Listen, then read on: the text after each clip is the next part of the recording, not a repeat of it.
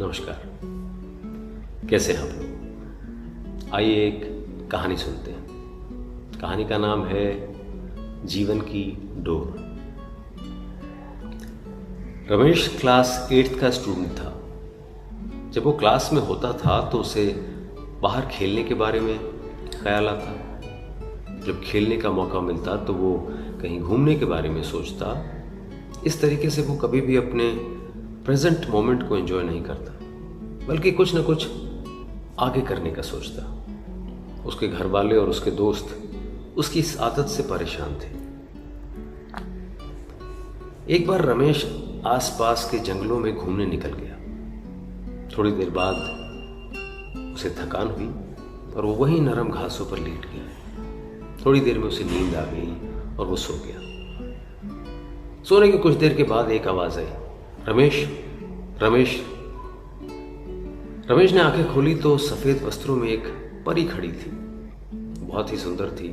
उसने अपने एक हाथ में जादू की छड़ी ले रखी थी और दूसरे हाथ में एक मैजिकल बॉल थी जिसमें से एक सुनहरा धागा लटक रहा था। रमेश परी को देखकर खुशी से झूम उठा। कुछ देर परी से बातें करने के बाद बोला, आपके हाथ में जो छड़ी है उसे तो मैं जानता हूं, पर आपने ये जो बॉल ली हुई है उससे ये सुनहरा धागा कैसा लटक रहा है? परी मुस्कुराई, बोली, रमेश ये कोई मामूली धागा नहीं है, ये तुम्हारे जीवन की डोर है। अगर तुम इसे हल्का सा खींचोगे तो तुम्हारे जीवन के कुछ घंटे कुछ सेकंड्स में बीत जाएंगे। यदि इसे थोड़ा तेज खींचोगे तो पूरा दिन कुछ मिनटों में बीत जाएगा, और अगर इसे ज्यादा ताकत से खींचोगे तो कई साल भी कुछ ही दिनों में बीत जाएंगे। रमेश ने उत्सुकता से पूछा, तो ये आप मुझे दे सकती हैं? परी ने कहा, हाँ क्यों नहीं, ये लो। पर हाँ, ध्यान रहे, एक बार अगर तुम समय में आगे चले गए तो पीछे नहीं आ सकते।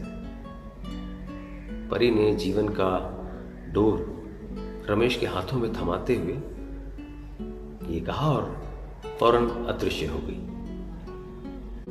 अगले दिन रमेश क्लास में बैठा खेलने के बारे में सोच रहा था, पर टीचर के रहते वो बाहर कैसे जा सकता था। तभी उसे परी द्वारा दी गई सुनहरे धागों वाली बॉल का ध्यान आया। उसने धीरे से बॉल निकाली और डोर को जरा सा खींच दिया। कुछ ही सेकंड में वो मैदान में खेल रहा था। वाह, मजा आ गया, रमेश ने मन ही मन सोचा। फिर वो कुछ देर तक तो खेलता रहा, पर मौजूदा वक्त में न जाने अपनी आदत के अनुसार वो फिर से ऊब गया और सोचने लगा, ये बच्चों की तरह जीने में कोई मजा नहीं है। क्यों न मैं अपनी जीवन की डोर को खींचकर आगे जवानी में चला जाऊं। और झटपट उसने डोर कुछ तेजी से खींच दी। रमेश अब एक शादीशुदा आदमी बन चुका था। अपने 2 प्यारे प्यारे बच्चों के साथ रह रहा था। उसकी प्यारी माँ जो उसे जान से भी ज्यादा चाहती थी, अब बूढ़ी हो चुकी थी, और पिता जो उसे कंधों पर बिठाकर घुमाया करते थे वो वृद्ध और बीमार हो गए थे। इस परिवर्तन से रमेश अपने माता पिता के लिए दुखी जरूर था, पर अपना परिवार और बच्चे हो जाने के कारण उसे अच्छा महसूस हो रहा था। 1-2 महीनों तक सब कुछ ठीक ठाक चला, पर रमेश ने कभी अपने वर्तमान को आनंद से जीना नहीं सीखा। कुछ दिन बाद वो सोचने लगा, मेरे ऊपर परिवार की कितनी जिम्मेदारी आ गई। बच्चों को संभालना पड़ रहा है, ऑफिस की टेंशन है, माँ बाप का स्वास्थ्य भी ठीक नहीं रहता। इससे तो अच्छा है मैं रिटायर हो जाता और आराम की जिंदगी जीता। और ये सोचते सोचते उसने जीवन की डोर पूरी ताकत के साथ खींच दी। कुछ ही दिनों में वो 80 साल का वृद्ध हो गया। सब कुछ बदल चुका था। उसके बाल सफेद हो चुके थे, झुर्रियां लटक रही थीं। माता पिता कब के उसे छोड़ के जा चुके थे। यहाँ तक कि उसकी प्यारी पत्नी भी किसी बीमारी के कारण मर चुकी थी। वो घर में बिल्कुल अकेला था। बस कभी कभी दूसरे शहरों में बसे उसके बच्चे उससे बातें कर लेते। रमेश को पहली बार एहसास हुआ कि कभी उसने अपनी जिंदगी को एंजॉय नहीं किया। ना स्कूल डेज में मस्ती की, ना कॉलेज का मुंह देखा, ना कभी पत्नी के साथ कहीं घूमने गया, ना ही अपने माता पिता के साथ अच्छे पल बिताए। यहाँ तक कि वो अपने प्यारे बच्चों का बचपन भी ठीक से नहीं देख पाए। रमेश बेहद दुखी हो गया। उसे समझ में नहीं आ रहा था कि अपनी बेचैनी और व्याकुलता में उसने जीवन की कितनी सारी छोटी छोटी खुशियां यूं ही गंवा दी। आज उसे वो दिन याद आया जब परी ने उसे वो मैजिकल बॉल दी थी। वो फिर उठा और उसी तरीके से उसी जंगल में पहुंच गया जहां परी से मिला था। वहीं मायूस बैठकर आंसू बहाने लगा। तभी किसी की आवाज आई, रमेश, रमेश। रमेश ने पलट के देखा तो परी एक बार फिर उसके सामने खड़ी थी। परी ने पूछा, क्या तुमने मेरा स्पेशल गिफ्ट एंजॉय किया? रमेश ने गुस्से से कहा, पहले तो मुझे अच्छा लगा, पर अब मुझे उस गिफ्ट से नफरत है। मेरी आंखों के सामने मेरा पूरा जीवन बीत गया और मुझे इसका आनंद लेने का मौका ही नहीं मिला। अगर मैं अपनी जिंदगी नॉर्मल तरीके से जीता तो उसके सुख में सुख के साथ दुख भी होते, पर मैजिकल बॉल के कारण उनमें से किसी का अनुभव नहीं कर पाया और आज मैं बिल्कुल खाली महसूस करता हूं। मैंने भगवान का दिया ये अनमोल जीवन बर्बाद कर दिया। रमेश निराश होते हुए बोला। परी ने कहा, तुमने मेरे तोहफे के लिए शुक्रगुजार होने की बजाय उसकी बुराई कर रहे हो। खैर, मैं तुम्हें एक और गिफ्ट दे सकती हूं। बताओ क्या चाहिए तुम्हें? रमेश को यकीन नहीं हुआ कि उसे एक और वरदान मिल सकता है। वो खुश हो गया।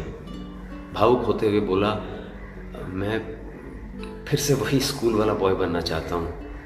मैं समझ चुका हूं कि जीवन का हर एक पल जीना चाहिए। प्लीज मुझे मेरे पुराने दिन लौटा दो, प्लीज।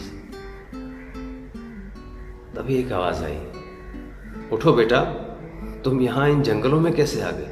और ये सपने में प्लीज प्लीज क्यों बड़बड़ा रहे हो? रमेश आंखें खोलता है तो अपनी माँ को अपनी आंखों के सामने देखकर उसे कस के लिपट जाता है और फूट फूट कर रोने लगता है।